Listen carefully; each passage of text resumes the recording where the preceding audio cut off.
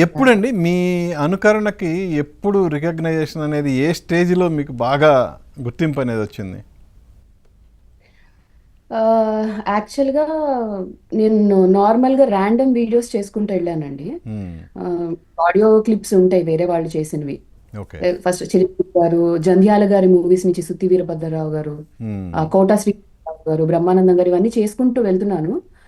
కాకపోతే రీచ్ చాలా తక్కువుంది. అందరూ అప్రిషియేట్ చేసేవాళ్ళు. చాలా చేస్తున్నారు మీరు అని చెప్పి. బట్ ఆ తక్కువ మందిలో కూడా చాలా పాజిటివ్ రెస్పాన్స్ ఉండేది.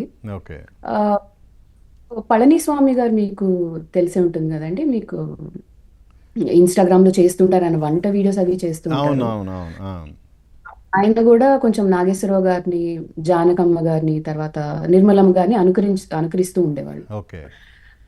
ఆయన ఆడియో ఫైల్ ఒకటి దొరికింది నాకు. అది చాలా నచ్చింది నిర్మలమ్మ గారిది. హ్మ్. ఆహ్, శ్రీ కనక మహాలక్ష్మి రికార్డింగ్ డాన్స్ ట్రూప్‌లో ఒక సీన్ ఉంటుందండి. కోడిని పట్టుకోరా అంటే వేషాలేస్తున్నావా అని చెప్పి ఒక సీన్ ఉంటుంది. ఆవిడ తిడుతూ ఉంటారు హ్మ్. కంటిన్యూయస్‌గా. హ్మ్. అది నేను ఊరికే సరదాగా చేద్దామని చెప్పి చేశాను. హ్మ్. అది చాలా అయిందండి ఆ వీడియో మాత్రం. హ్మ్. ఫ్రాంక్‌గా చెప్పాలంటే నిర్మలమ్మ గారి వీడియోతోనే వైరల్ అయింది. ఓకే. ఆహ్, హ్మ్. రికగ్నిషన్ వచ్చింది. తర్వాత సూర్యకాంతం గారిది ఊరికే ట్రై చేద్దామని చేశాను. హ్మ్. సో, దానికి చాలా పెద్ద రెస్పాన్స్ వచ్చింది.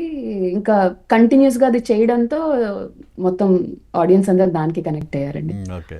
అంటే ఇప్పుడు 'మంజూష' అన్న పేరు మర్చిపోయారు. 'సూర్యకాంతం 2.0'. అవునండి. అవును. మాక్సిమం ఆ పేరుతోనే పిలుస్తూ ఉంటారు. హ్మ్. సో, సో నా పేరు చెప్తే ఎవరు గుర్తుపట్టట్లేదు కూడా బయట. అవునా? ఓకే. సో, మీకు ఫస్ట్ క్రిటిక్ మీ ఆయనేనా? యాహ్! ఫస్ట్ క్రిటిక్ మా హస్బెండే అండి. హ్మ్. యాహ్! చేస్తున్నావు. ఐ మీన్ ఎగ్జాక్ట్‌గా చేస్తున్నావు. సో, వై డోంట్ యూ హ్మ్. ఆహ్, కొంచెం పర్స్యూ చేయొచ్చు కదా! అని చెప్పి కొంచెం ఎంకరేజ్ చేశారు. అండ్ ఇంట్లో మొత్తం ఫ్యామిలీ అండి. ఓకే. ఫ్యామిలీకి తెలుసు. ఇంట్లో చెప్పేవాళ్ళు గానీ నేను ధైర్యం చేసేదాన్ని కాదు. ఓహ్! ఎందుకంటే ఫాస్ట్ ఇండస్ట్రీ ఎలా ఉంటుందో తెలీదు. ఆర్గానిక్‌గా టోటల్‌గా వెళ్ళాలి. హ్మ్. ఎంత టైం తీసుకుంటుందో తెలీదు. ఇవన్నీ ఉండేవండి. భయాలుండేవి. ఓకే.